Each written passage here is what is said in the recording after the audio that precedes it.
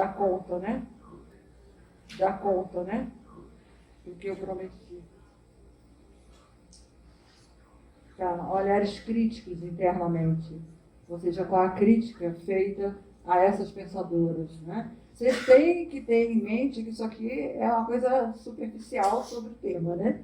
Esse tema, cada tema desse entra aí, se desdobra em outras temáticas. Então, a crítica interna, quando eu chamo crítica interna, é a crítica de outras pensadoras africanas, de filósofas, de antropólogas, de sociólogas, que vão ler aqueles textos, principalmente daquela primeira geração, e vêm fazer a crítica.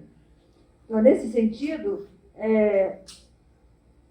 os projetos nacionalistas africanos da pós-independência, ou seja, os processos de independência, como eles foram vulneráveis a ponto de repetir toda a construção ocidental de Estado e nação. E nesse Estado-nação masculino, eles reiteram a questão do lugar, do papel, né, do sexo, do gênero. Então, o Estado-nação pós-independência é um governo masculino. Então, é claro que isso aí vai refletir nas questões da produção sobre gênero africana. Se você não faz a crítica ao Estado-nação, você não vai conseguir os 99%. Tá? Se tem um alcance quando você constrói isso. Se os Estados-nação são Estados hoje, contemporâneos, africanos, né, com muita deficiência, no geral, com governos autoritários, né? Então, o que aconteceu com aquelas mulheres que aderiram à independência? Então, existe, sobre essa questão, grande bibliografia. Eu já dei um curso sobre isso, só com a bibliografia das mulheres que houve independência, mas não participaram. Houve a participação. A formação do Estado-nação na Europa, em que não tem participação feminina. A formação dos Estados-nação no Sul, que tem a formação das mulheres. O quanto elas ganharam, o quanto elas perderam. Tem uma grande bibliografia sobre isso. Que vocês, se quiserem entrar por aí, é essa questão que aborda aí o Estado-nação na pós-independência. Então, é um Estado-nação masculino, e que não vai integrar as mulheres, né? Incorpora a instituição da First Lady, da primeira-dama, né? Quer dizer, a primeira-dama é aquela que vai fazer propaganda do governo do marido e incorpora um grupo de mulheres, né? E esse grupo de mulheres vai usar a nomenclatura de emancipação, de desigualdade, de busca pela independência, de direitos, né? Mas em função de manutenção do governo do marido da primeira-dama. Então, é isso que elas chamam de uma femocracia. Né? Você defende um governo mas com as intenções da permanência do status quo. Pois é.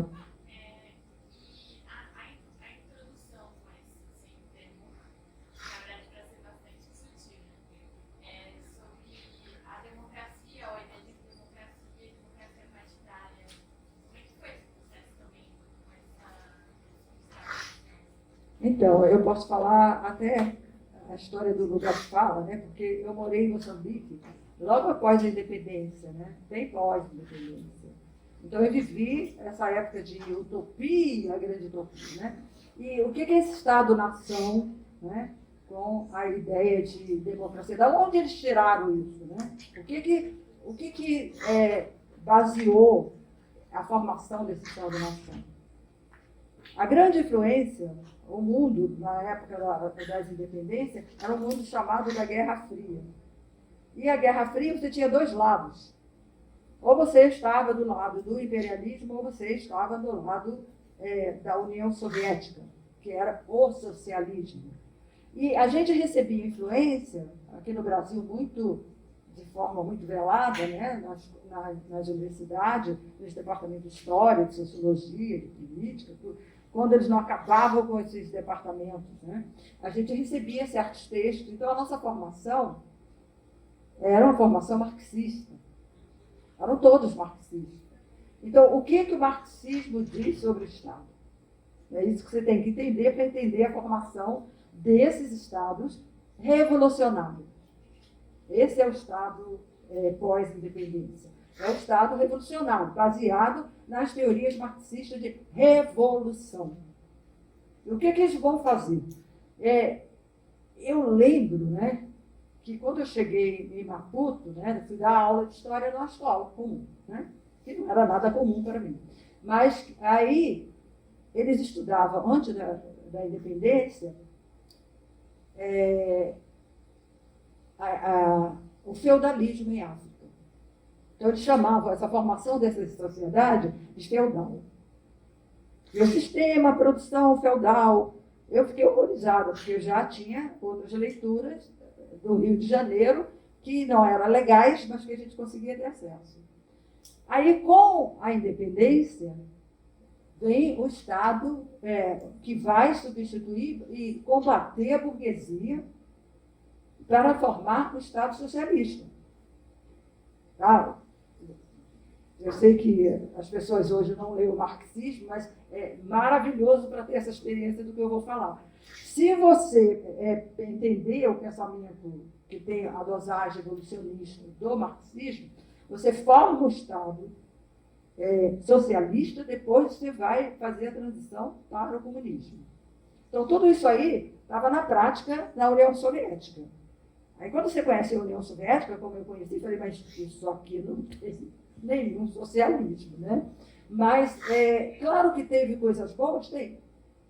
Mas essa transição, esse caminho feito aí, era enfatizado nesses países. Então, o que eu vivi nessa implantação desse Estado independente, né? Eu vivi, assim, trabalhos voluntários, eu vivi, assim, as comunidades de base, as grandes comunidades, o socialismo nas comunidades. Só que isso seria um verniz que não tem nada a ver com a sociedade de Moçambique, vocês entendem? Então, essa coisa era muito mais repressora. Mas preste atenção, eu acreditava nisso. Eu tinha só 25 anos, gente. Quem é que não tem 25 anos e faz besteira e acredita no que faz, né? Então, eu acreditava piamente. Eu tinha lido, eu tinha feito o meu curso de História com os professores marxistas, e eles não tinham saído na década de 70. Ou você era marxista ou você era a favor da ditadura. Não tinha outro jeito. Então, quando eu cheguei em Maputo, tinha livro sobre o marxismo vendendo nas livrarias. Eu nunca tinha visto isso. Então, aquela oratória, retórica da União Soviética também estava lá nos livros. Eu morei lá 3 anos. E eu fiz uma biblioteca, mas eu não podia levar essa biblioteca, eu comprei muitos livros, na volta para o Brasil. Então, eu deixei na casa de um amigo meu alemão. Fui para a Alemanha, sei o livro, falei, você guarda no seu porão, quando tiver democracia no Brasil, eu vou buscar esses livros. Bem, a abertura chegou, eu podia buscar os livros, meu amigo alemão falou, você leu seus livros? Não era só para mim, era para o meu parceiro também. Aí a gente falou, a gente não quer mais não. Não tem nenhuma, sabe, eu não penso mais assim. Isso é um marxismo doutrinário, ortodoxo. Então vocês veem que esses pensadores, eu tenho um texto sobre isso, tá? Os ventos, acho que eu não, você lembra o nome do texto? Eu tenho um texto sobre isso, tá? Tá aí na internet. Em que você vive essa experiência e você entende por que o pós-independência faz essa coisa rígida, cria essa rigidez toda de como vai ser o Estado. E o que eles criaram? Um Estado burguês. Eles não criaram um Estado socialista. Eles criaram um Estado burguês. Quem é Marx? Marx é lido com muito filtro, né? A gente faz outra leitura de Marx. Mas Marx era um alemão, gente, que viveu em Londres. Lembra a história de produção do conhecimento e a sua raiz? É aí, a gente tem que ler com todo o filtro possível o Marx. Eu acho que ele é válido, é uma leitura que tem um desdobramento, que tem uma reconstrução da teoria, mas põe o filtro aí. Então, é claro que nessa época, esse Estado é um Estado burguês querendo implantar o socialismo. Aí você viajava para o interior de Moçambique, onde as pessoas não falavam português, aquelas pessoas nunca viram nem branco. Aí estava escrito socialismo utópico. Era uma coisa assim, impensável. Eu falei, que mundo é esse? Né? E eu amava, adorava e ainda gosto dos grandes heróis moçambicanos. Eu acho que tem um lugar no meu panteão para o Samora Machel. Ele não perdeu o lugar ainda, está aí. Tá? E que hoje é combatido, criticado, não sei o quê, mas tem um lugar. A democracia nesse país, você sabe que passou para autocracia, né? Um Estado autoritário. Mas essa só rapidamente para explicar que pós-independência é essa, que Estado é esse que foi criado, que excluiu as mulheres. Mas o que eu queria dizer é que tem uma bibliografia que faz um balanço de que aquelas que participaram, qual foi a trajetória delas? Tiveram acesso? E as outras que não participaram, o que elas tiveram que lutar? Então, as do Sul, que a gente vai incluir principalmente África, elas participaram. E que muitas delas tiveram maior lucro, quer dizer, benefício, por terem participado da construção desse Estado-nação. Esse é um tópico a ser estudado, Estado-nação e feminismo, né?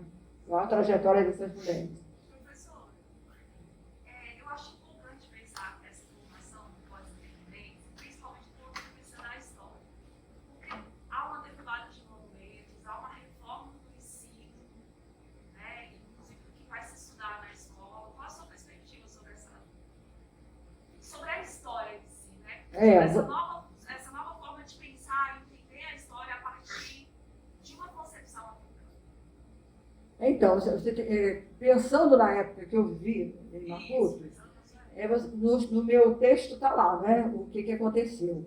Eu dava aula para uma escola de ensino médio no coração de Maputo. Maputo é a capital de Moçambique. 74, professor? 76, 77, por aí. Eu estava exilada lá, tá? Aí, eu era professora, tá? Professora de ensino médio. E os meus alunos não tinham texto. A gente tinha que fazer os textos. Eu conto isso no nosso livro. A gente fazia o texto, né? Eu tinha levado alguns livros. Tinha os livros soviéticos, que eu já começava a fazer crítica, né? Era muito automático. E a gente se reunia com os outros professores para fazer texto. Meus estudantes diziam, mas professor, tem uma biblioteca cheia de livros. E tinha uma biblioteca maravilhosa. Mas a biblioteca estava fechada, porque aquela biblioteca, segundo autoridades moçambicanas, elas eram dos colonizadores. E não podia entrar. Você lembra disso no texto? Não podia entrar, não dá para você entrar. E eu resolvi ir lá negociar com a pessoa responsável para deixar meus estudantes entrarem lá só para ver, né, aquela quantidade de livros. Eles nunca tinham visto uma biblioteca, muito menos aquele luxo todo. Então, nem a matemática, nem a história, nem a sociologia eram todos coloniais. E os estudantes moçambicanos não iam ler as coisas coloniais. Então, esse é um termo. Então, tem que inventar tudo, já que não tinha texto para isso, né? Então, eu vivi essa história aí, calamitosa, né? Eu não tinha texto e tem uma biblioteca. Porque para a leitura ali teria que ter filtro mesmo. Eram leituras racistas. Difícil, sabe? Aí, é claro, eu, sei lá, com 25 anos, 26 anos, sei lá, 27 anos, você fala assim, tem razão. Hoje eu já escrevi um texto que eu acho que não é bem assim. Né? E os estudantes ficavam muito curiosos com aquela biblioteca fechada. Então, nessa época, você tinha que ter um viés marxista. Se você não faz uma história marxista, você não tem vez. E, claro, a biblioteca colonial não tinha teor marxista, evidentemente, né? Biblioteca colonial é um termo do Mundini, que eu trabalho bastante no meu texto, né? Ele diz que a gente tem uma biblioteca aqui, ó, colonial. A nossa obra é desconstruir essa biblioteca.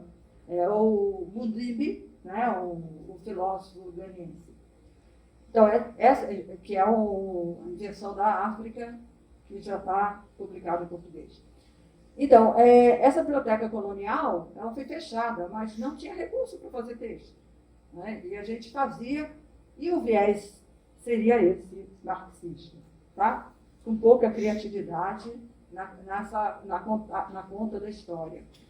Enquanto que hoje a gente vive outra coisa, né? A gente não vive sobre esse viés pesado de ter que escrever sobre a conotação marxista, mas a conotação da construção da história, teoricamente, que você acha mais importante chegar lá. Né?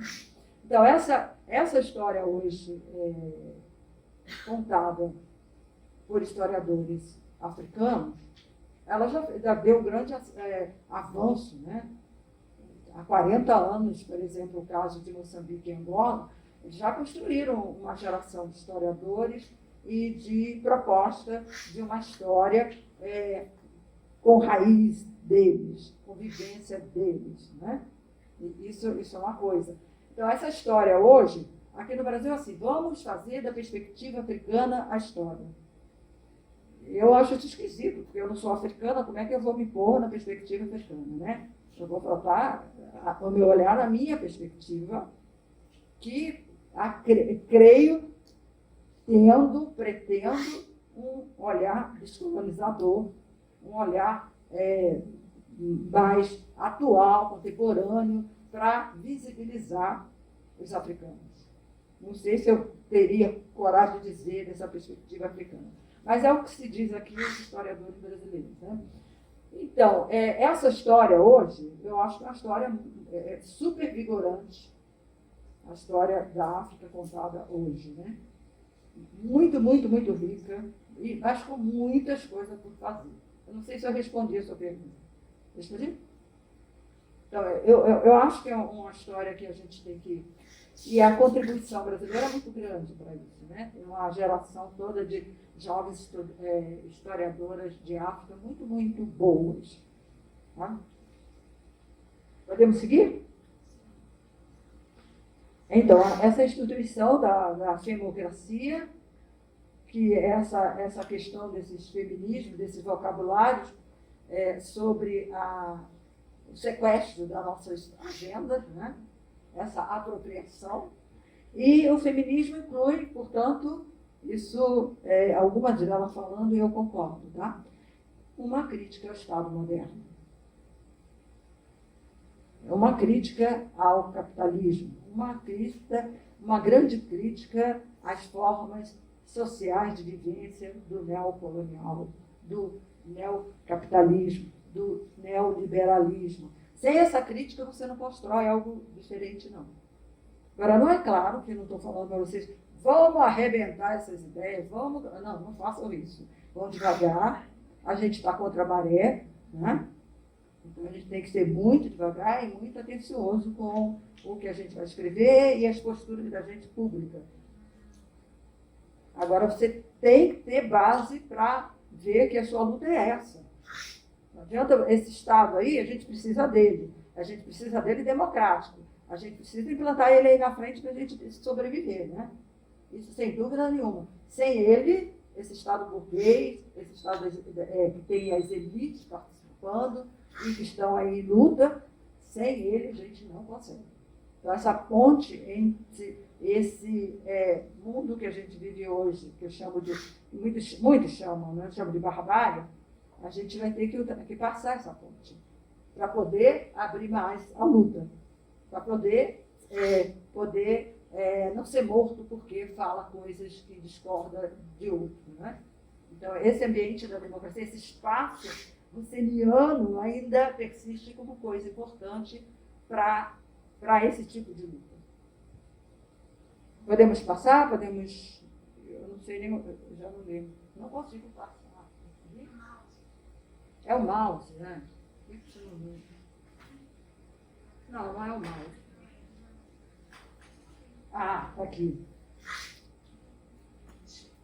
Isso porque eu tenho muita experiência, né? Sério, gente, eu dou curso, eu tenho computadores, já fiz mais não sei o quê, mas ainda bem que tem nosso colega ali. Colonialidade e o discurso antifeminista. Nacionalistas africanos pensam que o feminismo não é para mulheres africanas. Falsa nostalgia de idealização do passado, dizem as africanas feministas. Porque elas estão taxadas de... isso é uma coisa importada.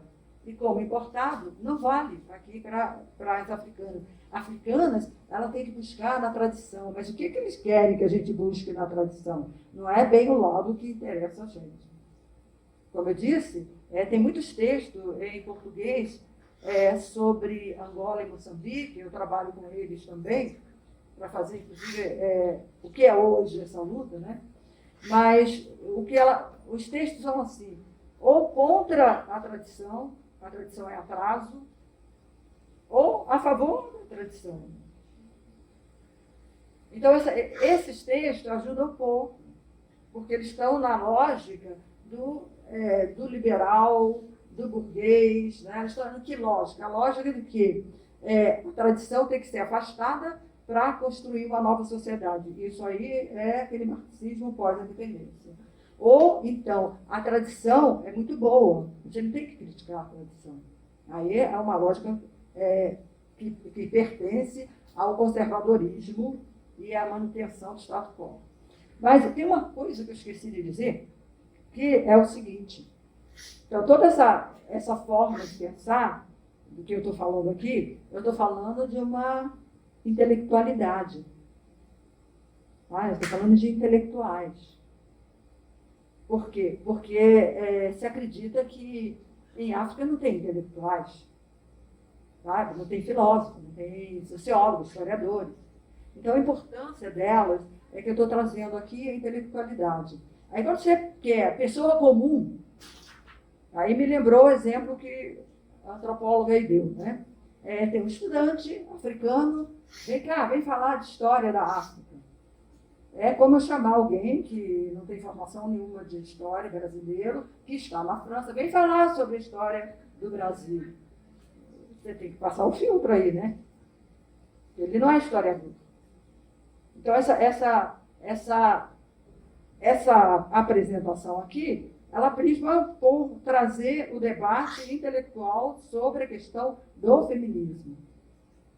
Elas não pensam igual, elas não têm consenso, elas se diferem. Mas elas têm uma coisa que a gente não tem, que é a experiência da vida delas, né?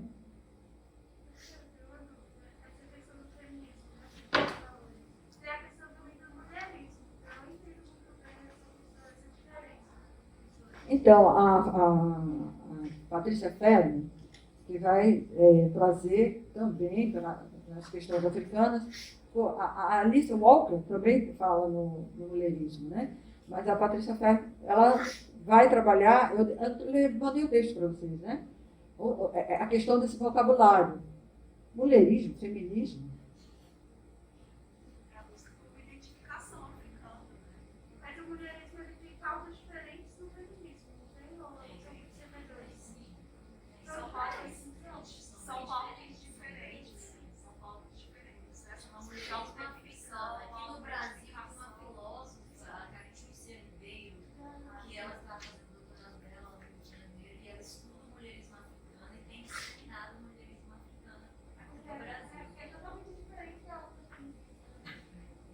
É uma pauta bem diferente, não vou falar totalmente diferente, mas é diferente. Vocês lembram que eu falei que tem uma crítica à categoria gênero? É por aí. Tem a publicação de um livro já no Brasil, que foi em português, chama Mulherismo Africano, da Clenora Hudson, a Catice Ribeiro. Ela traz a discussão da Clenora Hudson, que é uma mulher norte-americana, e surge também dentro desse debate, discussão o que é feminismo, nós não identificamos com essa denominação, então é uma tentativa de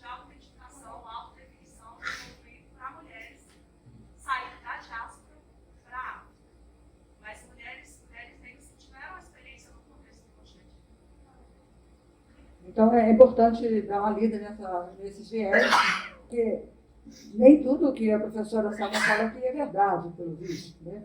Então, só 10% é mentira. Né? O poeta disse isso. Então, e também não cabe, né? Dar conta de tantas coisas num tempo tão breve.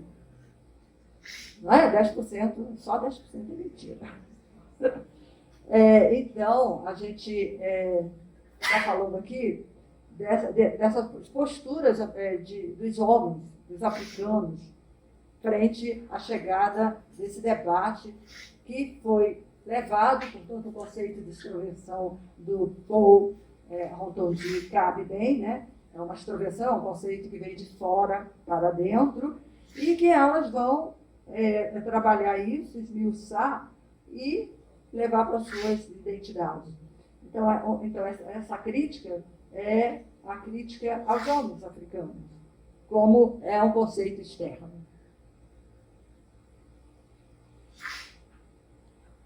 O feminismo moderno africano foi forjado no fermento do nacionalismo e resistência ao império. Essa é a Mama, é um artigo que ela trabalha em 2019, um trabalho super conciso sobre as questões hoje do feminismo africano. Então, esse feminismo, ele vem... As independências africanas, quando aconteceram, né? Você tem na década de 50, 57, e você vai até 70. Para o mundo de língua portuguesa, você tem de 75, é o auge dessas independências. Então, você tem aí... E sempre que pensar nessas datas de independência, tem que pensar o que está acontecendo, né? Não só no colonialismo africano, mas a gente tem que pensar o que está acontecendo na Europa, né? Para aqueles movimentos surgirem de dentro para fora. E não serão determinantes para essa rebelião, essa construção de Estado-nação.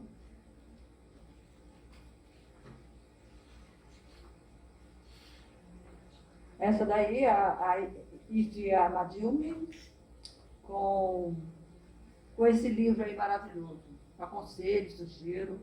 Né? Ela faz um estudo etnográfico da antropologia social, muito mais sociológico, para distanciar-se da problemática colonialista, né? Com viés associado a essa disciplina. Uma obra que antecipa os debates sobre os paradigmas entre gênero e sexo, em 1987. Né? É uma antecipação, então. Mas com pouca ressonância. Você viu que as outras, né, escreveram, tiveram muito mais divulgação, conhecimento sobre isso. O livro apresenta o local do Nubi, Nigéria, no pré-colonial, traça a situação colonial e pós-colonial. Então, eu estou usando a nomenclatura da autora, tá? Do colonial, do pós-colonial.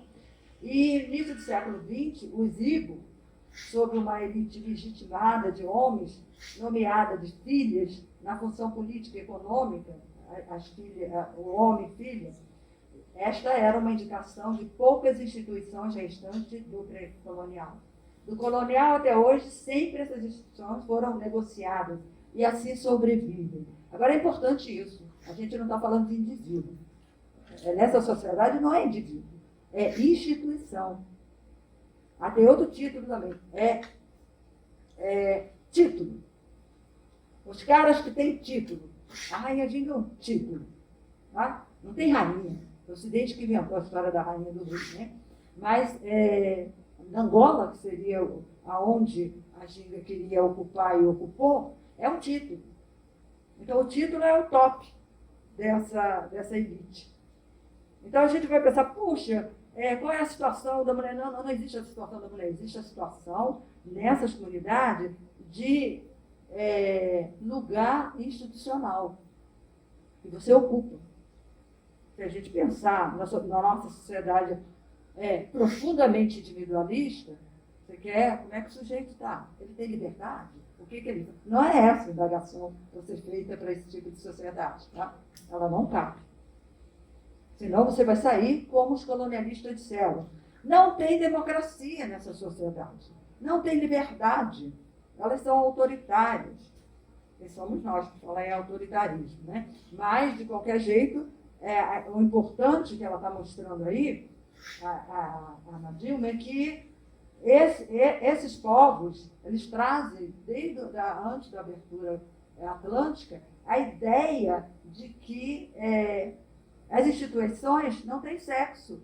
Então, as pessoas que estão lá, elas não são homens ou mulheres, elas representam aquela instituição. Então, termos como mulheres, filhos, homossexuais, né? Nada disso existia na cabeça, na configuração. É isso que essas mulheres estão dizendo. Aí vocês vão ver, o que existia? Eu falei, puxa, muita coisa que para a gente é muito estranha, né? Mas muito mais, muitas coisas que devem ser estudadas e configuram a lógica desses estudos. Como é que uma filha pode ser um homem? São cargos, são títulos, são instituições de poderes. Tá? São poderosos. E que sobressai. Então, essa é a Nadine, que eu sugiro que vocês possam passear nos textos dela. Tem alguns textos dela, tem em espanhol. Quem consegue ler espanhol, né? Dá para... O restante é tudo em inglês. Mais uma Neusília. Então, aqui está a nossa...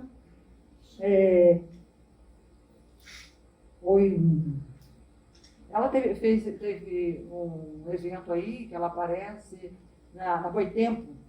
Boitempo é aquela editora pequenininha que eu indiquei para vocês um link, né? Então, a Boitempo também que publicou ela. E que teve um evento com a feminista brasileira e ela foi convidada e ela falou. Tá? Ela falou em inglês, nenhuma delas fala português, a não ser a Grada, tá? O restante não fala português. Então, ela fez uma fala sobre a trajetória dela. Está lá na Boitempo. Quem quiser ouvir, tem letreiro, tá? É bem interessante. Então, o que ela vai falar sobre a invenção das mulheres? Né? Um estudo sobre os povos urubais. Lá vem os urubais. Da Nigéria, um novo olhar frente às culturas ocidentais. Gênero, uma categoria impregnada do biológico. Ou seja, a definição biológica das pessoas é que vai determinar o seu papel. É isso que ela diz que gênero, essa ideia de gênero ocidental traz. A crítica maior vai ser esse conceito. Tanto que algumas não trabalham com esse conceito. Né? O conceito de mulher não existe na cultura iorubá. O corpo não era a base dos papéis sociais. Isso aí é bem importante, porque a gente está acostumado a pensar que o corpo era determinante para o gênero. Né? Então, a pesquisa é uma pesquisa semântica, histórica e antropológica. É uma pesquisa que ela trabalha com vocabulários dos urubás. E ela é urubá, ela tem fala urubá, e ela vai fazer esse estudo, que foi um estudo da década de 90, portanto tem muito tempo já, mas é um estudo pioneiro. E como eu disse, pioneiro paga todas as partes. Não existia termo que identificasse gênero, ela disse. Não existia filho, filha, mulher, homem. Ué, se não existia isso, o que existia na sociedade? Nada. Não é bem isso. A gente já falou que a condição de primo, né, é importante. A gente já falou que não é filho que é importante, mas a instituição tem uma coisa muito mais complicada do que isso, que são as linhagens, né? Uma linhagem que é mais velha, e linhagem dá para entender, né? É a relação de uma linha com um ancestral. Então, uma linhagem cria dependência de outra linhagem. Então, cada linhagem, uma é mais velha, mais ou menos, colateral, tal. Aí, esse texto aí, essa realidade africana, foi lida pelos homens seiscentistas, ou seja, renascentista europeu, que vai para essa região e descreve isso. O que ele descobre? Que tem a linhagem mãe, tem a linhagem pai, tem a linhagem mãe e pai que tem filhos, então tem a linhagem filho 1, filho 2, filho 3. Aí, é claro, o texto colonial vai mapear isso como uma família. uma família nuclear. Porque tem pai, mãe, filha. Só que aquilo ali para uma sociedade da oralidade, aquilo não tem uma data, digamos assim. E os nomes se repetem. Os nomes não são nome de pessoas, são nome de instituição. Isso levou a que os textos coloniais chamassem essa sociedade de sociedade fixa, que não tem evolução, continua a mesma, chega no contemporâneo do mesmo jeito, não se transformaram, porque a leitura foi essa aí. Tá? Então, essa coisa da leitura completamente fora. A antropologia vai buscar essa mobilidade, né? Vai trazer e mostra a mobilidade, que é uma sociedade em movimento. Então, quando diz que não existia esse termo, não existia esse lugar na institucional, já que a gente não está falando de indivíduo. Tá? Então, vamos lá falar das comunidades urubais, pré-colonial, como a autora chama, hierarquizada por indivíduos, os mais velhos e pela idade. Então, você tem os mais velhos, portanto, ele ocupa o topo dessa pirâmide pela idade. Então, os indivíduos ocupam esses espaços. Ou eles estão no topo, ou eles estão no meio, que eu chamei de geração, ou eles estão na base. Então, não é negar a individualidade, não é nada disso como foi lido, né? Depois da abertura atlântica, houve mudanças nessa estrutura social. Aí, para quem estudou o período no Atlântico, vai entender como os valores vão se mescluindo e vai entrar no circuito do Atlântico. Então, você vai negociar valores para vender uma mão de obra para o Atlântico. É isso que vai acontecer. Questões aí sobre a Euli?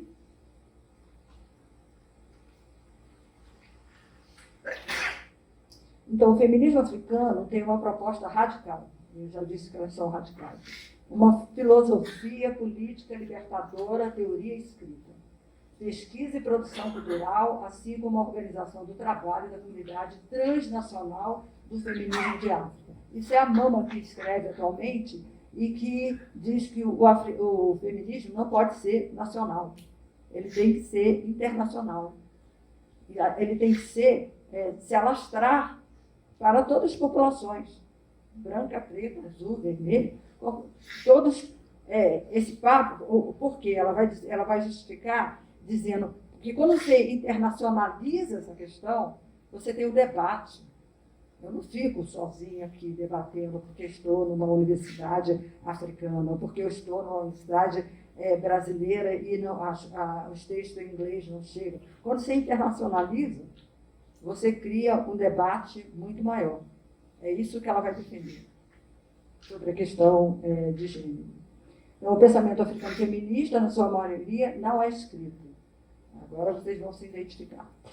As condições epistemológicas da sua existência do pensar demandam nova conceitualização. Porém, ele vai além do discurso intelectual, além dos textos acadêmicos. O pensamento é amplamente comunicado através de performance, arte e cultura visual e estilo. A expressão corporal é partilhada através do sistema educacional. Então, do que ela está falando? O pensamento feminista africano, ele tem outras formas de se apresentar, que não é justamente aquele grande discurso do intelectual, ou da intelectual, no caso. Ele aparece na chamada performance, a atuação, a busca pela indumentária, pelo tipo de cabelo, né? Pelo tipo de batom e salto alto da chamamina. Né? Então, a gente tem uma forma de se apresentar defendendo esse pensamento feminista, é isso que ela diz. E como a oralidade é a temática, a condição mais comum das populações de classe mais baixa dentro desses países africanos, Então, ela situa que uma demonstração de emancipação, defesa e reivindicação aparece como atuação. E é muito fácil ver isso no continente. Vocês não imaginam como é fácil.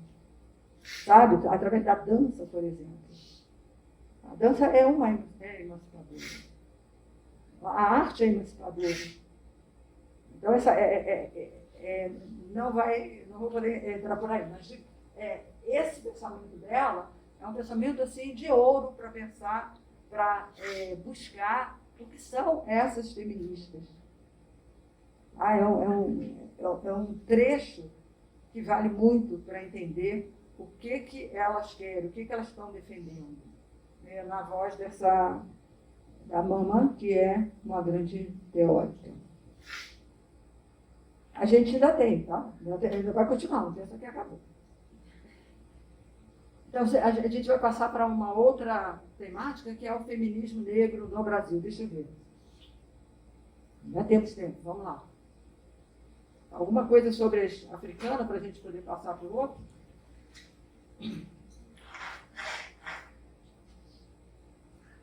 Aí eu tenho que tirar daqui, esse é um slide. Agora vai o meu grande conhecimento. Oh, meu Deus, eu estou acostumada a não usar o... Eu sei que eu já usei, mas cadê o...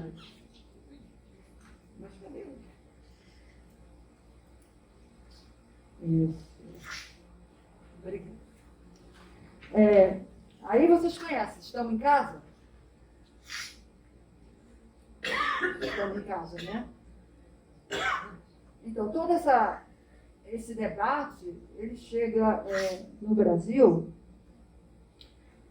de forma bem branca. Ele chega, assim, quando eu fui para Moçambique, na década de 70, eu fui para a França e aprendi muito. Quando eu voltei para o Brasil, era a coisa que eu queria divulgar. Então, o que acontece com o feminismo branco brasileiro, ele chega por esse caminho, tá? Ele chega por esse viés. Depois que ele vai ter uma grande, digamos, confrontação, luta, né? Então, a gente também tem eu nem botei nome, porque a princípio vocês conhecem, nem botei data, né? A princípio a gente tem uma geração, tá? Essa primeira geração. A Beatriz, por exemplo, tive bastante contato com ela, com a amiga dela, e era uma lutadora, dizendo, olha, o feminismo é negro, ele é diferente. Eu entendia mais ou menos. E ela lutou por isso a vida toda. Agora, a Lélia Gonçalves é fantástica, ela já fala no feminismo latino-americano. Ela pensa ao longe, né? Ela vai falar, gente, sem a América Latina não dá. A gente só está pensando, em termos de feminismo atual, nisso agora. Vai ver como elas foram grandes pioneiras. E a Conceição Evaristo, todos conhecem, ela vai fazer texto também, não só o texto ficcional dela, mas ela tem opinião, tem texto, tem escrita sobre isso. Ela, apesar da produção, ela não é aquela militante como foram essas duas. Tá? Ela só vai, os textos dela vão aparecer depois, ela vai fazer o mestrado, doutorado e tal, né? Então, ela vai ser essa intelectual que consegue publicar, então o texto dela sobre feminismo vai aparecer, isso só depois. Embora, em termos etários, ela esteja nesse circuito aí dessa primeira geração. Tem mais gente? Tem. Tem outras mulheres? Tem. É o que deu. Eu trouxe essas três, acho que só para começar. Então, a gente tem uma parte aqui embaixo, que vocês com certeza conhecem, já ouviram falar, né? Tem a Djamila, a Giovana Xavier, tem a Cláudia, a gente vai falar dela, e tem a Nilma Gomes. Então, essa jovem geração, elas vão, como eu disse, ser muito influenciadas, porque estudaram muito as irmãs do norte. Mas isso não vale para a Cláudia. A gente vai ver que a Cláudia tem uma outra trajetória. Tá? Cláudia o quê, professor? O sobrenome dela? Cláudia Pôncio Cardoso. É que eu vou falar especificamente, tá? Aí tem o nome todo, o nome da obra, por enquanto está assim, cheio de fragmentos da minha fala. Então, essa nova geração, vamos pensar nela. Tem mais gente? Tem, é o mesmo problema. Ou eu falo dessas aí, ou não falo nada sobre cada uma. Então, vamos ver. A Célia Pinto, uma história do feminismo no Brasil, é bem interessante. É um livrinho que vocês conseguem na internet. É super legal porque ela dá uma cronologia. Tá? Eu gosto desse livrinho. As tendências dos movimentos. Fins do século XIX, 1932, um feminismo bem comportado. Vamos lá visitar aquele quadro que eu fiz sobre o feminismo geral, né? Nos Estados Unidos. Feminismo que queria voto e queria ter o direito de votar. Não é? A gente pensar na realidade brasileira, votava quem tivesse propriedade, votava uma elite muito pequena que votava. Né? Analfabeto não votava, então a gente está lá em 32 dentro dessa linha. Em 32 e 60 é um feminismo mal comportado, que ela chama. Já está reivindicando coisa séria, né? Na verdade, é isso que ela está dizendo. Está querendo emancipação mesmo. Ela diz que de 70 a 90 é um feminismo bem comportado. A gente podia entrar aí, eu não vou fazer isso, mas entrar o que acontece no Brasil de 68 a 70 e de 70 a 90. A gente está pegando aí o período da ditadura, não é? A gente, 70, como eu disse, chega no Brasil grandes ideias do feminismo lá europeu, pelas exiladas, né? Serão essas influências que a gente vai ter. Eu era uma exilada, voltei feminista mais do que nunca. Então, aprendi isso na Europa. Então, vamos trabalhar isso. É claro, é assim. E vocês vão ver que as outras exiladas fizeram a mesmíssima coisa. Então, a gente tem de 70 a 90, por que ela chama de bem comportado? Aí é só ler a Nancy Fraser, né? A gente sabe de que ela está falando. A ladroagem que fizeram com nossos vocabulários feministas, né? Com o nosso vocabulário de gênero. Né? Só para não vai dar mesmo para entrar. Aí não, vamos lá. Movimento de mulheres e movimento feminista. Diferente significado, vai dizer a Amélia. A Amélia Pérez, ela tem essa história, também é muito legal. Breve história do feminismo no Brasil. O feminismo, tá? Ninguém fala de feminismo negro ainda, né? Mas a introdução para conhecer através dessas obras é bem interessante. Quer dizer, o movimento de mulheres que eram movimentos, podiam ser até populares, mas eles não pediam, não tinham uma reivindicação precisa que a gente possa identificar como autonomia, emancipação. Tá? Os feministas já têm esse viés. Né? O registro da história do Brasil sobre as mulheres são estudos elitistas. Quer dizer, não, ela vai fazer um levantamento bem interessante sobre o que se sabia sobre as mulheres em certa época, né? Nada, né? Aí ela vai citar o Caio Prado, né, na história do Brasil Colônia, e o Celso Furtado e o FHC. Espero que todo mundo sabe quem é o FHC. Né? Sei lá. Mas então, o que ela está falando da história colonial brasileira? É que a gente estudou, até a década de 80, essa história do Brasil em bloco. O senhor de escravo.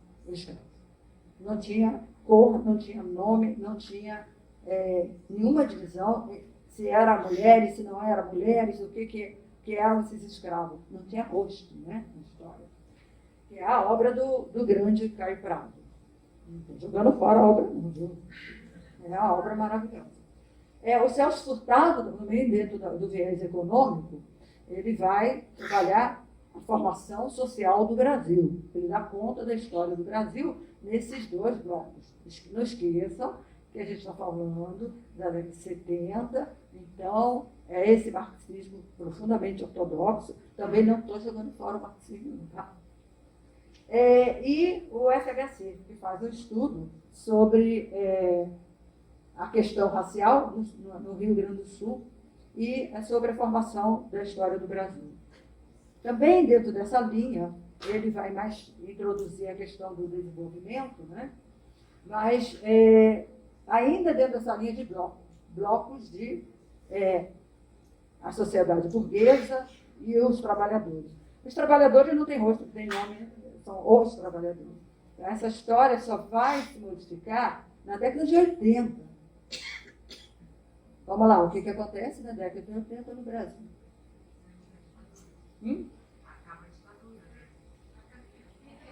Isso, a abertura. Eu chamava na época de abertura. Mas é a finalização do grande processo de 20 anos de uma ditadura. Então, em 80, a gente consegue receber livros de tudo quanto é canto de tradução. E, com isso, vai ser arejado, aí a antropologia contribuiu muito, o conceito de história. Então, a história era uma coisa que os arquivos dizem. A antropologia traz a fragmentação dessa história. Mas aonde? Que rosto? Qual o nome? A trajetória deles. Então, inaugura-se na década de 80 uma outra forma de história. Então, a gente teve essa finalização da ditadura, teve uma nova concepção de história a partir de 80. Então, você tem, a partir de 80, esse enriquecimento de estudos sobre as questões de gênero. E também, em 80, que John Scott inaugura o conceito, a categoria de gênero enquanto categoria analítica. Aí ele vai entrando para a universidade, né? Aí ele vira bem comportado, a gente já sabe, mas tem muita pesquisa. Então, aqui a Heloísa de Holanda, que vai ela faz vários coletâneos. É interessante as coletâneas dela. O desenvolvimento do feminismo brasileiro. Eu estou falando de modo geral, tá? Da coletânea. Tem muita gente bem diferente. Há um contraste entre as publicações, o caráter teórico, acadêmico e vertical da prática feminista. Então, até 90 é para poucos. Né? Você tem a publicação, a difusão do feminismo, mas para quem é que ia ler? Quem é que ia comprar livro? A publicação também era muito restrita para esse tema. Né? A universidade, a militância e a política se unem na década de 80. Tá? Você vai ter, a partir de 90, essa união. O uso dos estudos acadêmicos para a militância. A partir de 80, há uma abertura para isso. As vozes das mulheres negras se tornam seus temas de debate e de interseccionalidade. Então, isso aí é um resuminho, né, de um livrão cheio de gente, com cada um com ideia diferente, mas que vale a pena vocês conhecerem. Está online, né? Ah, tá. Melhor ainda, né? Pensamento feminista brasileiro. Aí então o nome de grandes feministas brasileiras, brancas, de elite, mas o pensamento delas é muito interessante. Pensar o que elas pensavam no início do século. Gente, tem que ter muita coragem. Elas pensavam coisas que levavam elas para lugares infernais na sociedade conservadora de então. Então, a Cláudia Cardoso, ela escreveu O Feminismo Negro e Sua Interseccionalidade, o ponto de vista do movimento de mulheres negras brasileiras. Esse texto é de 2013, mas tem muitos livros, tem outros, tá? Só dá uma varrida lá que vocês encontram outros autores. Eu escolhi esse. Então, ela vai, do ponto de vista das mulheres negras, ela vai dividir o movimento em 80, a afirmação de uma identidade política transformadora, as mulheres negras, em torno de raça, gênero e classe. É claro, 80 está acontecendo aquela grande transformação do conceito de história, né? Então, contar a história do Brasil, incluindo os negros, e mostrando que tinha rosto, nome, registro e tal, é o grande avanço dos 80, que vai permitir essa questão identitária, política, aflorar. Em 1990, não quer dizer que tudo aconteceu em cada data dessa, tá? Isso foi só para dar uma ideia aí didática. Intervenções políticas e instituição, GLDs, quer dizer, vocês sabem as outras grandes, né, que tem aí, produção dos grandes estudos sobre as mulheres negras. Então, a gente tem o início de sites, revistas, publicações que vão estar fortalecidas e publicando sobre isso. 90 estudos. Então, a gente tem isso aí lentamente, mas 90 a gente já pode falar dessas questões institucionais, instituições que vêm e ficam aí no na nossa realidade. Em 2000, política de ações afirmativas, construção de redes nacionais e internacionais. Então, digamos assim, as nossas militantes foram abastecidas em Durban, né, com o grande congresso sobre as questões das políticas afirmativas e da relação e conexão entre elas. Então, elas vêm com muita força depois dessa reunião aí. Então, os marcadores sociais de identidade, raça, gênero, classe e religião. Então, a conclusão é de que, para Cláudia Cardoso, que não tem como você narrar essa história feminista sem esse entrelaço dessas tomadas que eu estou chamando de marcadores sociais. Vocês interrompam aí quando quiserem. Eu trouxe outro livro da Heloísa Holanda, Pensamento Feminista Hoje, Perspectivas Decoloniais. Gente, isso é muito bom. Pois é, mas só tem a Ioni de africana. Pera lá, tem que reclamar. Não é?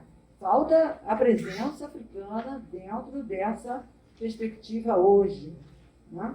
E falta as árabes. Então, acho que para ter esse título, Perspectivas Decoloniais, elas olharam muito para a América Latina. Até há pouco tempo, eles estão fazendo um curso aí, me chamaram, e eu fiquei pensando, só decolonial restringir muito, acho que tem que ser mais amplo. Mas ela vai trazer um texto bem temperado aí, com todos esses nomes que vocês estão vendo aí, que são nomes latino-americanos e uma africana, né? Que é o texto mais conhecido da UEMI, A Conceitualização de Gênero, né? Que é o texto que foi traduzido, colocado online. Né? Então, esses textos aí eu acho bem importante para dar um breve panorama sobre o feminismo brasileiro diante desse giro decolonial e das teorias feministas decoloniais. Então, essas novas epistemologias que se colocam como agente do feminismo. Mas não se esqueçam uma coisa, tá? Eu ainda estou lá atrás com o pensamento da Báthory. Mulher não pode ser o único sujeito do feminismo. Mulher não é o único sujeito de gênero. Aí você desestrutura o que a gente tem na cabeça e aprendeu, tá? Acho que isso aí é base para entender essas conceituações de gênero e de feminismo. Quando vocês estiverem com isso na cabeça, lembra o que ela falou. Tá? Que nunca pode ser restrito como sujeito desse gênero às mulheres. Pois não? Assim, quando as feministas brasileiras tinham linhas uniformes de pensamento? Não, foi um caos completo. Foi todas as linhas, por isso que foi bom. Foram muitas linhas. Muito aprendizado, por exemplo, com as mulheres árabes, as negras árabes que lá estavam. Igual aquele encontro da ONU, né? Lá para trás, da Unesco, em que as feministas ocidentais caíram de pau nas feministas árabes que defenderam o véu. E elas tomaram uma lição em Pequim, né?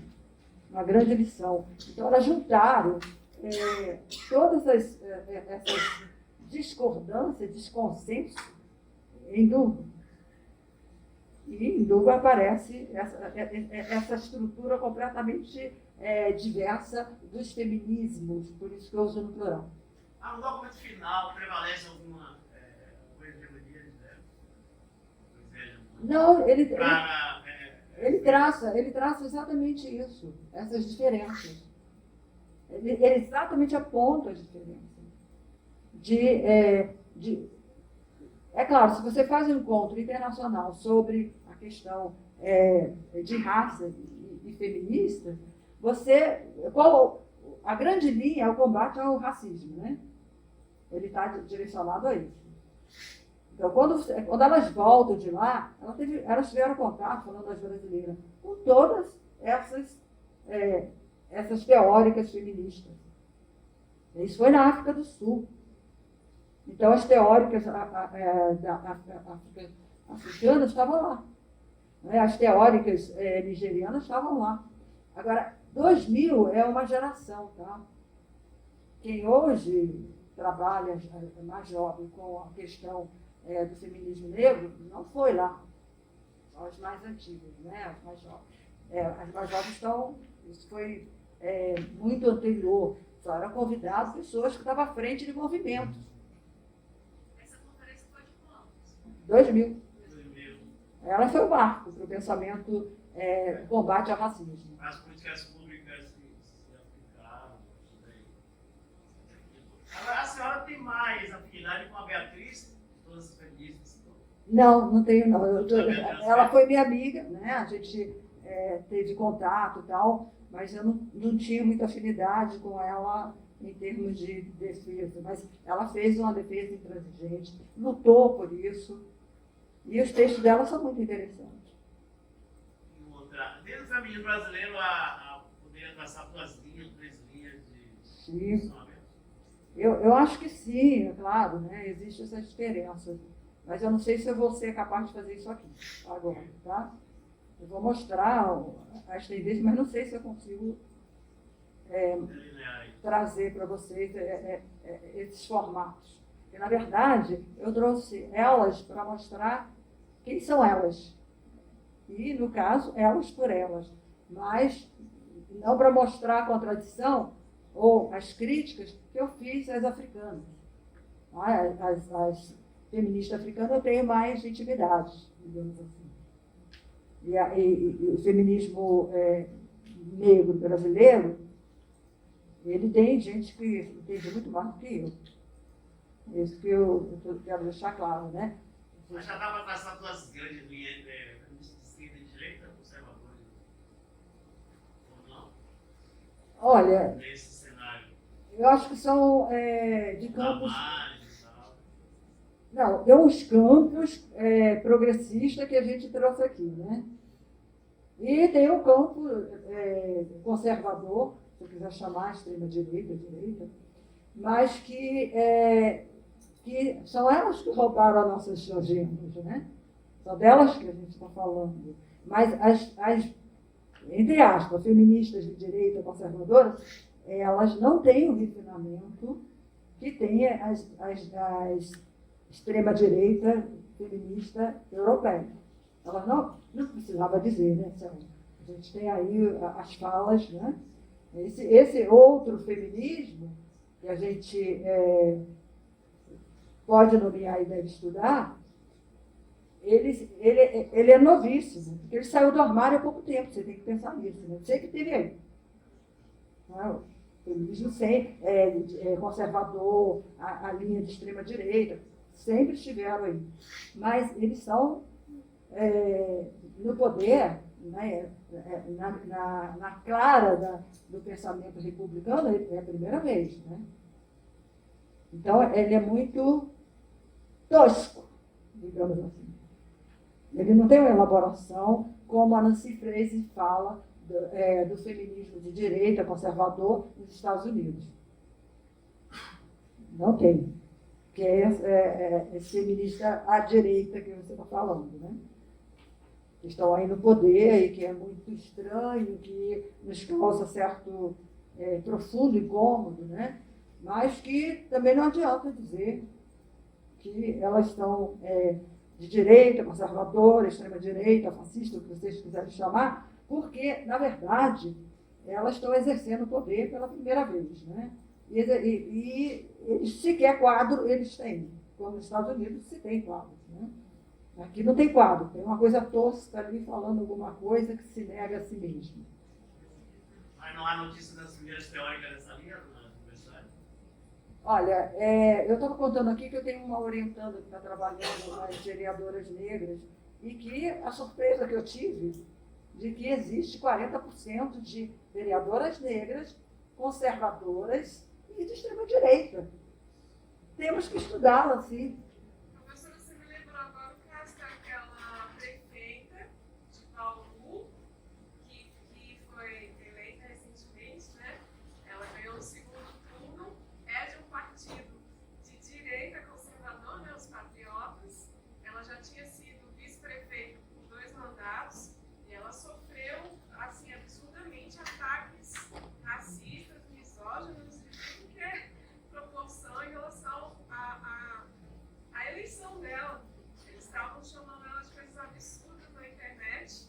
Então a gente viu, poxa, o que a gente não vai ver nessas próximas eleições desse ano, né? Não, elas entraram num lugar que não estava reservado para elas. E você vê que tudo bem, ela é uma mulher negra que está numa situação de poder bem interessante. Eu acho que é assim que a gente começa a colocar esses pensamentos em prática, né, para melhorar a vida das mulheres.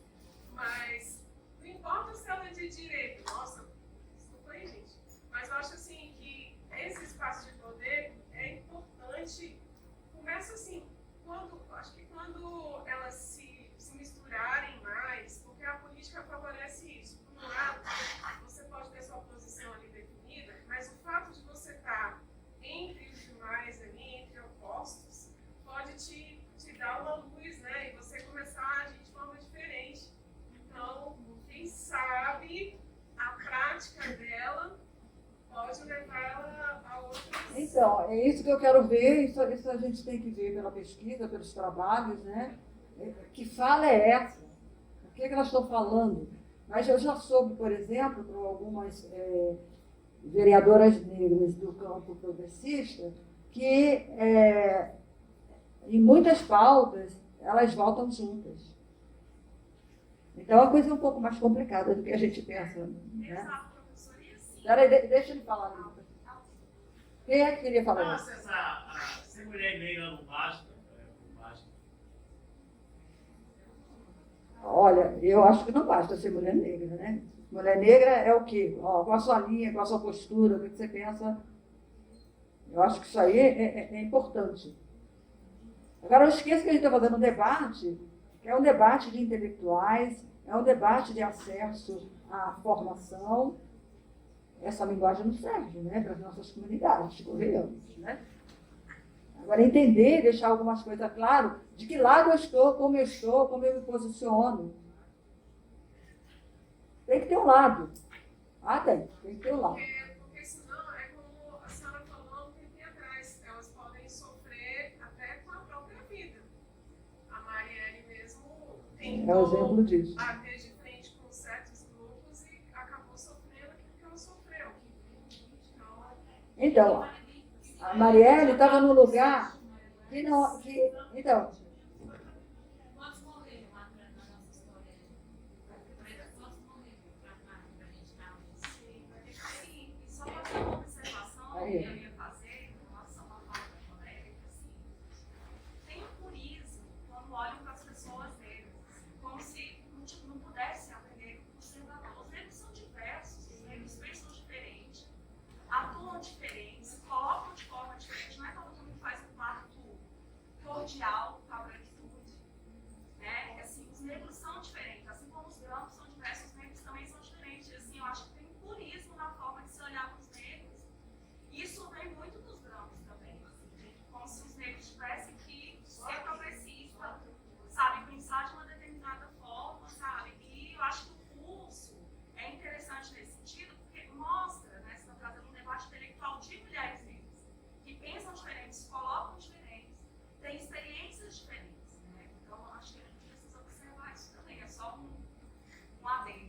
É bem importante a sua fala, porque ela traz assim, eu sei lá o que são essas 40%. Elas existem, elas estão aí, a gente vai ter que entender isso, né? Não é tão absurdo assim, né? Sempre, bom, eu estudo os conservadores há muito tempo, né? Vem estudar a bancada evangélica. A nossa sociedade, ela é conservadora. Né? E a gente tende a negar e sempre fala assim, os evangélicos. Aí viu o bicho papão e fala, gente, minha família não é só evangélica, também é conservadora em termos de moral, assim, racista. Então a gente também tem que, porque senão a gente desloca os grupos numa formação histórica que a gente está vendo aqui, que é altamente colonial, racista, violenta. Né? Gente, assistiu essa semana, né? Um homem negro ser morto no campoão, entendeu? Isso é essa expressão da história do Brasil. 26 pessoas serem mortas. Não, Esse é o que sai, né? Então, os milhares, né? Então, assim, também é muito complicado falar assim, as mulheres negras, né? Os evangélicos. Aí vira esse grupo, que aí vira um inimigo, que a retórica do inimigo é do outro lado, né? Então, as mulheres negras também são pentecostais, evangélicas, são eu acho que aqui nessa turma é bom usar dois termos para fazer uma dicotomia não muito alastrada. É um campo progressista e um campo conservador, se quiser, para não ofender ninguém, né? Ser conservador não é nenhum monstro. É uma postura possível, né? Não, ser de extrema direita, aí sim. Aí a gente está encarando alguns monstros aí públicos, né? Mas eu acho que dentro do jogo político democrático, essas forças têm que conviver. Elas têm que estar lá. Seja progressista, seja conservador, porque os conservadores estão divididos entre eles. A esquerda, o campo progressista, que dobra bem mais que a esquerda, também está tudo dividido, né? Então, como não existe essa coisa homogênea de lado a lado, é melhor a gente entender essa realidade como que carece de quê para nós? Que carece de estudo, né? A gente não conhece os brasileiros. A gente não conhece, os estudos são poucos. Então, é preciso conhecer esse Brasil de forma muito melhor e maior, né? Alguém queria falar lá atrás? Você. Não? Então foi engano, ele deu a Não, essa também. Não, vou falar. Ser conservador. Ser romântica é a palavra conservador. Aí você logo interliga com ser racista. Não tem nada a ver. Ser conservador não significa ser racista. não, senão a pauta dele de história vai não acontecer. Olha, a gente entra por outros campos que eu gosto muito, viu? Mas que a gente não vai ter espaço aqui para falar sobre isso, tá? Se a palavra não está boa, conservadores e progressistas, a gente acha outras palavras. Mas que é o campo que precisa ter tempo para fazer essa discussão. E, como eu disse, eu gosto muito.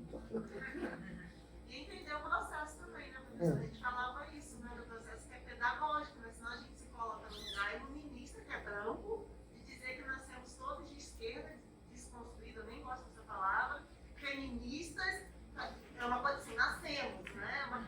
E eu não, né, gente? Eu sempre falo que eu vou ter que ser de Cabral, que é o meu primeiro voto, entendeu? E é isso.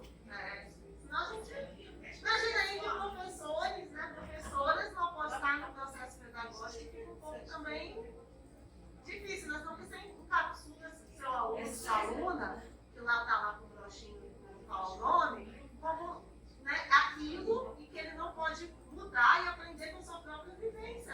Você não vai diabolizar o tema, né? Não dá. Tem que engolir seco, ir lá e conversar. Fazer uma conversa. Eu estou dizendo isso, mas isso não é fácil. Isso. Então, isso não é fácil. Mas isso é o nosso cotidiano, né?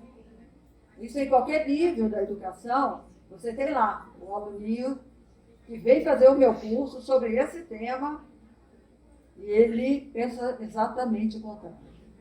Então, eu tenho que conviver com ele. É duro, muito duro, mas você tem que dialogar. Você não é professor de meia dúzia, você é professor de todos, né? Eu acho difícil, não acho nada fácil e às vezes perco um pouquinho a paciência. Então a gente está aí nessa coletânea do pensamento feminista com várias perspectivas decoloniais. Falta a África, né, nessa coletânea aí. Aí a querida Conceição Evaristo, literatura negra, uma poética da nossa afro-brasilidade. Afirma a existência de um corpo de literatura negra brasileira, né? Ela vem e traz a ideia de que, ei, vocês esqueceram disso aqui, existe, ela existe, né? É o sujeito autoral com marcas específicas. Então, esse é um debate que é da década de 80. Existe uma literatura feminina, existe uma forma de escrever feminina, é um debate assim imenso, né? E a Conceição traz, insinua essa volta ao dizer, olha, os textos dos negros e das negras têm marcas. É isso que ela está dizendo. Ela traz, vai levar essa marca da escrita. E se você lê, por exemplo, a Conceição e outras, né? A Carolina de Jesus, tal, você vai ler essas pensadoras mais antigas, e os textos dela têm marcas. Você não esquece o segundo, a questão que ela quer que a gente não esqueça. Eu acho muito bonito dela que ela vai cunhar o termo da escrevivência. A marca está ali, né? Porque você vai escrever vem da sua vivência. Toda a literatura dela caminha nessa direção. E eu acho que é a pessoa está falando, né? Essa marca, que é a vivência dela.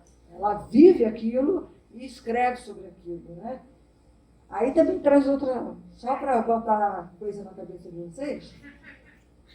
Quer dizer, se eu não vivi a experiência de ser mulher, não posso escrever sobre as mulheres.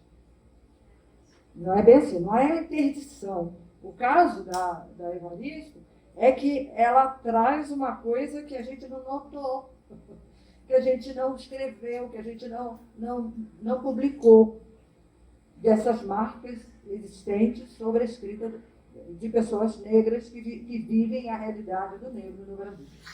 Ela está trazendo isso. Embora não seja a interdição de quem não seja negro ou não seja homem escrever sobre mulheres negras. É claro, se todos os seus, a sua influência for todas de o escritor, eu vou achar muito estranho, né? A sua escrita, a sua influência. Mas se é uma pessoa que quer falar sobre esse assunto, eu acho de uma riqueza muito grande. Igual falar sobre África e não ser africano ou não ser branco. Ser branco e falar sobre África subsaariana, né? Então, todas essas são contradições, mas que contribuem muito. Se você tem sorte de ter pessoa dentro do campo da honestidade aí, intelectual. A literatura brasileira é abusivamente branca. Eu gosto dessa frase. É uma frase boa. A luta discursiva travada nos campos da história e da literatura para criar um panteão de heróis, heroínas, na cena da história nacional. Então, além de tudo isso que ela acha que é importante, ela chama para uma beirada à África, né? Ela sempre chama para as questões da África. Então, delas vocês já leram alguma coisa, né? Diga. Sabe o que eu acho interessante? Assim, a maioria dessas feministas tiveram experiência com proteção de campo. E elas voltam transformadas. Assim, elas têm a própria Beatriz Nascimento foi para Angola. Tem fotos da Lélia Gonzalez também, acho que ainda a Cássio, não me engano. E a Jamila eu não sei, mas as outras, essas, assim, não sei o que. Não, essa antiga geração, sim. Por quê? Vamos na história do Brasil? Na década de 70, em plena ditadura, a gente tinha também uma política externa, estão lembrados da política externa, como é que é o nome dessa política externa?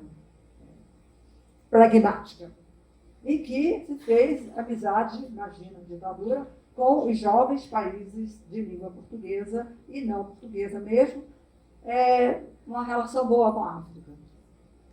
Esse é um hiato que tem aí dentro da ditadura.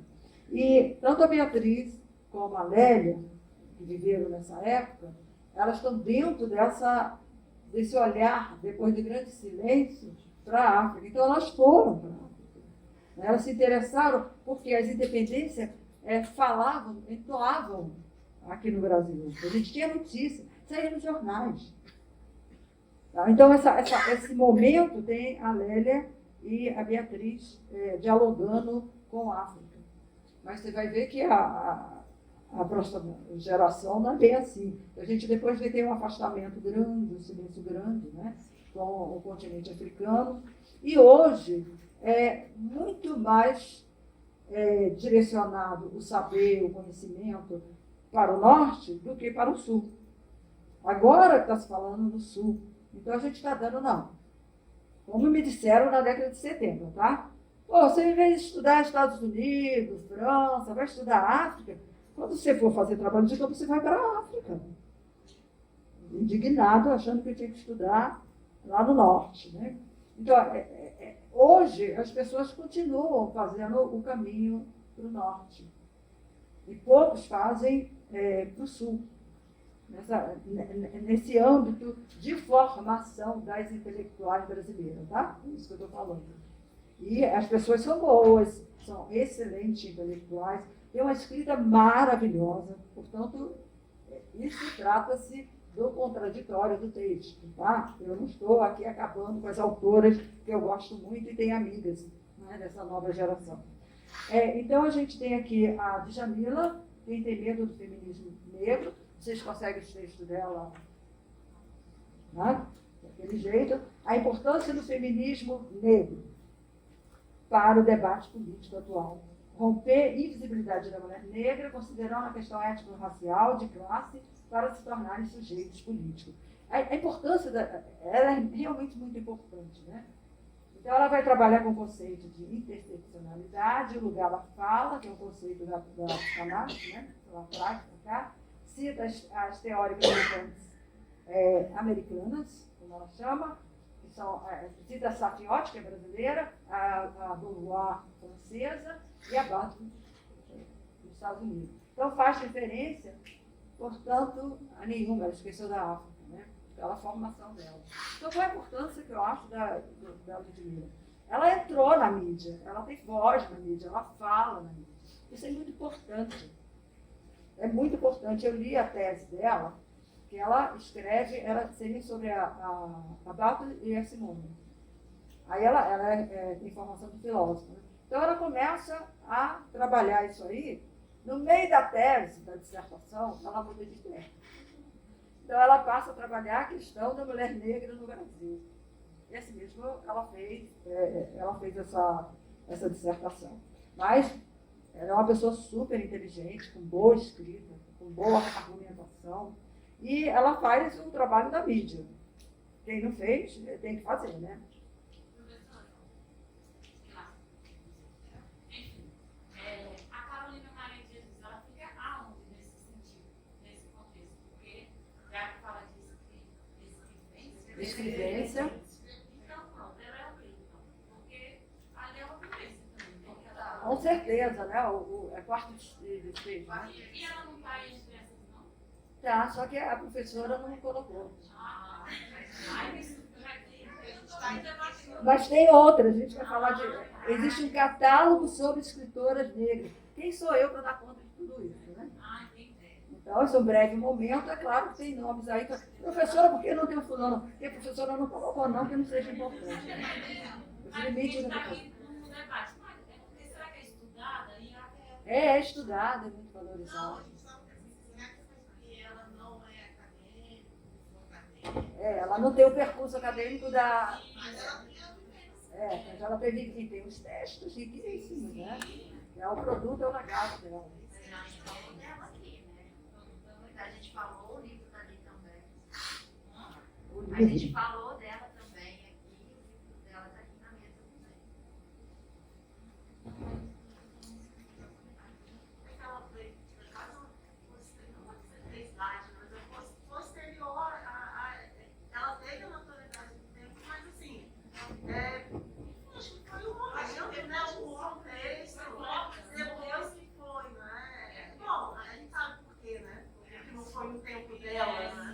a dificuldade Ela ilustrada. está Né? contemporânea da Clarice, né? Clarice teve toda uma introdução, né? Sem desmerecer a Clarice, desculpa. Não desmerece, não tira ela do lugar dela, apenas que o lugar tinha que ser plural. Exatamente. Né? Infelizmente, a Carolina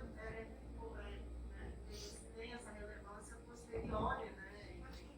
Tem mais um livro aqui, o Movimento de Mulheres Negras também, com mulheres negras, por isso que eu coloquei aí, se vocês quiserem se interessarem. O Movimento de Mulheres Negras no Brasil está no princípio do que se chama enegrecer o feminismo. É isso aí, né? A insuficiência prática, teórica e política desse tipo de feminismo que não integrava as diferentes expressões de sociedade diversificada e plural, como a questão do racismo. É interessante, porque tem várias experiências sobre esse debate. Né?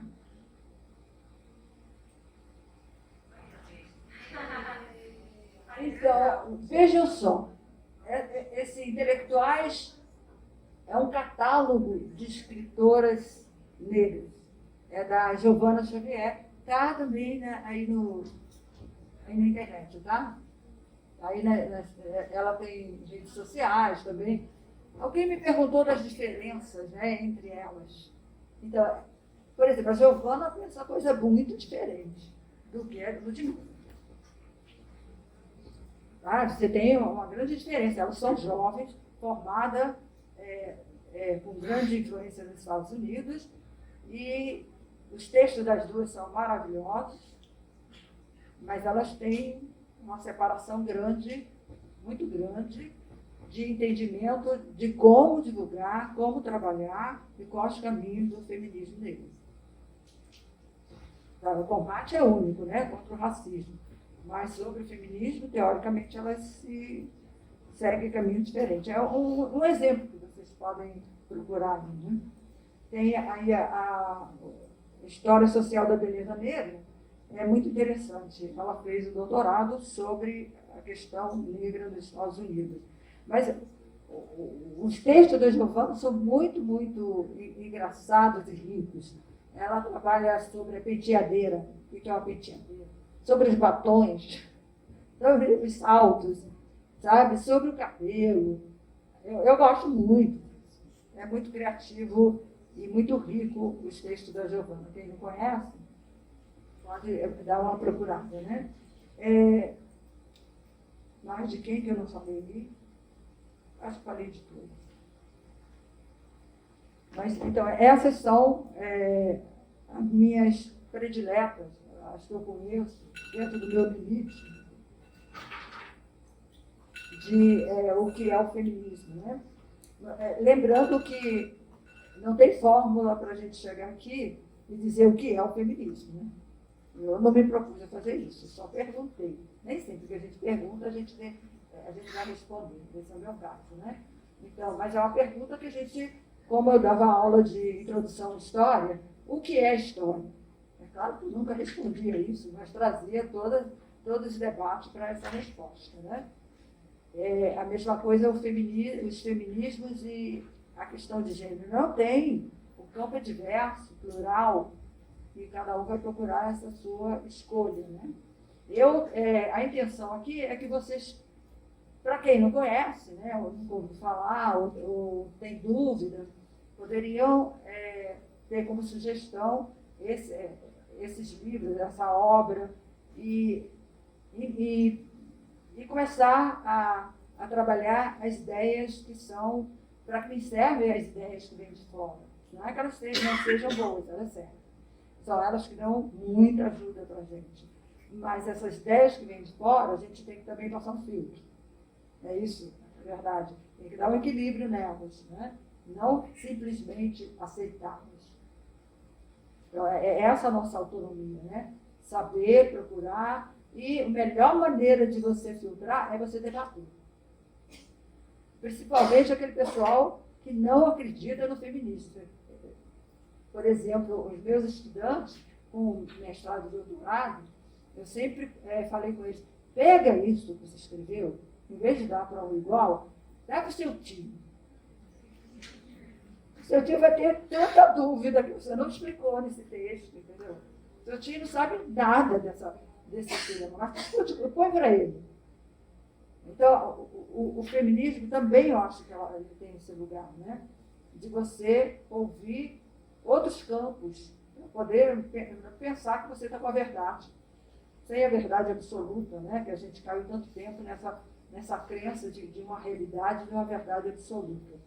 Então, é nessa intenção que eu trouxe essas senhoras ali.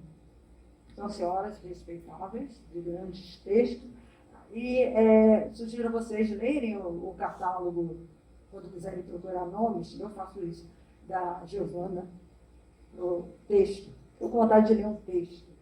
Aí você encontra lá dicas sobre os textos das mulheres negras. E agora, deixa eu ver como é que a gente está. Eita, já é meio-dia, né, professora? Então, eu sei que vocês estamos todos com fome, está na hora de... Né? Não foi por falta de biscoitinhos, né? De lanchinho. Mas que a gente possa falar e finalizar qual o objetivo, né? O objetivo é dar um painel muito breve do que pode ser esses estudos. Por exemplo, como eu já disse, eu trabalho as questões urbanas, de cidade, dessa perspectiva. Eu trabalho as questões de Estado-nação. Então, vocês podem trazer essa perspectiva para outras questões que não foram abordadas aqui. Então, esse teor prático, né? E fazer com que vocês possam, sempre que possível, discutir esse tema em casa, com o parceiro. Não é? Então, a gente tem uma luta tão grande há tanto tempo de divisão de trabalho, a gente ainda não conseguiu isso, divisão de trabalho doméstico. Em 70 a gente discutia isso, tinha a postura, está aí, ó, a outra geração batalhando para discutir isso. A gente tem outros, não é? A gente vive num mundo que parece que não discutiu, não chegou a discutir essas questões, e as questões foram discutidas, pelo menos, por uma minoria, né? Mas, se não chegar a 99%, não tem como mudar a cabeça, né? A cabeça, quando a gente pega uma grande... alguma teoria que sirva para todos, ou quase todos. E a teoria para todos também, né? Mas, nesse caso, não é bem uma teoria, é um acesso a uma informação, já que existem tantas teorias sobre esse assunto, né? Alguém quer falar, quer dizer o que vocês acham?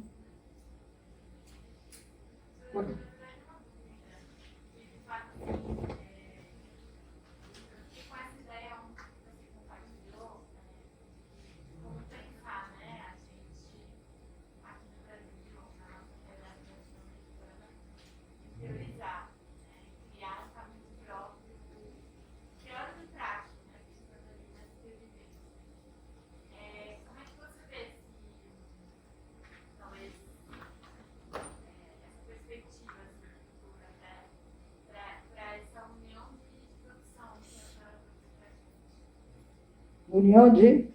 Essa união de produções. De produções. Eu vou dar a minha opinião. Uma opinião. Então, a minha opinião é de que todas essas grandes divergências, né, a gente está numa época de transformação, de grande transformação. Mas não é a transformação de um governo autoritário para um governo democrático. A gente necessita disso? Necessita. Mas é de questionamentos. De questionamentos a instituições básicas, por experiência da população que já viveu sob democracia, sobre cidadania. A democracia é para pouco, a cidadania é para pouco. A gente já sabe dessas falências dessas instituições. Então, o que vem aí na frente? A gente não pode jogar fora ainda a democracia. A gente não pode jogar fora a questão da cidadania. Não dá. A gente não tem o que botar no lugar. Tá? Mas eu acho que essa forma, essas reivindicações por novas epistemologias, ou seja, origem de saberes, né, ela traz uma mudança possível de questionar e recriar. Acho que vai ter uma geração que vai fazer proposta. Proposta de como a democracia foi impossível ou é impossível, não chega na gente. Mas a gente tem que melhorar isso, como eu disse, porque não tem como viver fora disso. Então, claro que a minha ideia, eu já disse que eu sou otimista, né, é que surja um mundo em que não seja exatamente governado como agora. Não tem essa origem de governo, de poder como agora. Mas não tem como tirar também e pensar ingenuamente que o poder vai acabar. Sabe? Isso é utopia e que não vai existir na Terra a possibilidade de governança. No momento, eu acho que política é fundamental para a nossa existência, para quem acredita nessas coisas. Sabe aquela ideia? Não, política é com os políticos. Não deixa com os políticos, não. Traz para a gente. A gente vive sob a política, sob a economia, um mundo que quer oprimir todos esses campos. Mas que a gente tem que buscar esses campos. Então, o que vem por aí não dá para prever, mas que é outra coisa em todos os termos, ecológicos, né? Eu acho, por exemplo, uma revolução, entanto, que está para ser feita, junto com essa, é a questão alimentar. Se você muda o seu foco, é muito difícil mudar a alimentação. A alimentação, na história, é uma questão de mentalidade. A mentalidade ela está na estrutura e leva tempo para mudar. E a alimentação, ela está na memória, né? Ela está nas papilas degustativas, ela está entranhada em você. Mas a forma que a gente come, que a gente se alimenta, tem a ver com o fim do planeta. Tá? Então, é um assunto que não se desloca desse não, tá? Está grudado com ele. E que traz essa questão para o futuro. Quer dizer, como a gente vai aprender por aí, que a minha alimentação está errada, que é errada no sentido não de bom e certo, mas não é esse o caminho. Desse jeito eu vou destruir tudo. Não basta você xingar os políticos, o desbravado Amazonas, se você, né, participa disso. Então, essa é uma cobrança, né, que parece ser daqueles países ricos, mas não. É uma cobrança que não sei como vai ser resolvida entre nós, aqui do Sul. E se vai ser resolvido, né? Então, parece um caminho sem volta, sabe, professora? Apesar desse otimismo que eu ainda tento alimentar em mim, e é que eu estava dialogando aqui com a Josi, cara, quantas décadas se tem passado e de uma forma prática e objetiva, a gente ainda está engatinhando. Então, é lamentável olhar para toda essa situação também há. e alimentar esse nosso otimismo, que deve estar junto conosco, porque a partir do momento que a gente perder isso, né, essa flâmula, a gente está perdendo. Então, qual o seu nome, hein? Meu nome é Michele. Michele, você deve estar em que década da sua vida? Bem, eu estou com 42 anos. Pois é, eu estou com 73. Nossa. E sou otimista, cara. E sou otimista.